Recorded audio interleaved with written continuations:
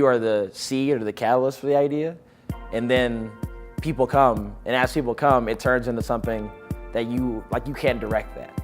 My name is Mike McGee. I'm co-founder of the Starter League, which is a beginner-focused in-person school teaching web design, development, and how to start companies.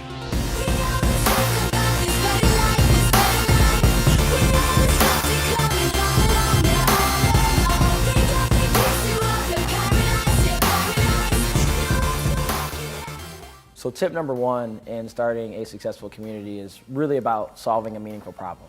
That's what we do every day at the Starter League. We empower other people to solve their own problems, and that's what we found to be successful, is really focusing on something that's important, something that can provide an impact on other people's lives, and that's really how you can start a successful community.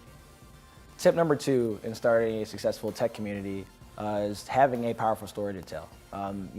People love to pitch ideas, every second of every day, but the ones that really get traction and really build a community are the ones that have a powerful story attached to it, and it's really meaningful.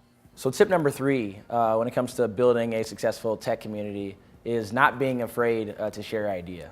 There's a lot of times where people, get really hesitant about sharing an idea because they think, you're going to steal it. But when it comes to ideas, they're meaningless without execution. So don't be afraid to share your idea because that's how things start. That's how communities start, is by someone having an idea for a problem they want to solve and finding other people who are willing to work with them. Tip number four of starting a successful tech community is all about being persistent.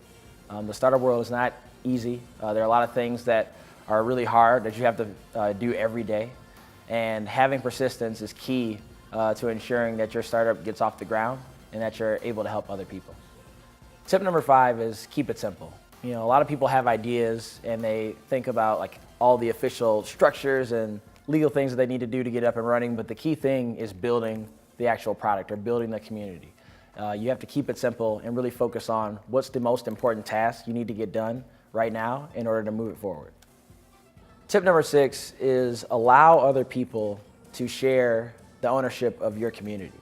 That was really impactful for us when we were creating our schools, that there are other people, from the students that went to our program, the team members who helped us build our school, they really shared in the ownership of making this successful, and that allowed it to grow. We had people who cared just as much about the idea as we did, and they were willing to be active in bringing more people into the community. So if you want to start a successful community, whether in tech or any other industry, is allow other people to share ownership, because they will be just as passionate and persistent in making that movement a reality as you are.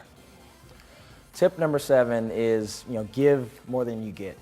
Especially today in startups and in building communities, people can be focused on what they need to do to make their movement successful, but it's really about helping other people. The people that you find that are successful in any field are ones that are just as easily motivated to help someone else as they are to do their own thing. So that's kind of the key that we've been focused on, is how can we help other people succeed, and in turn that has made us successful.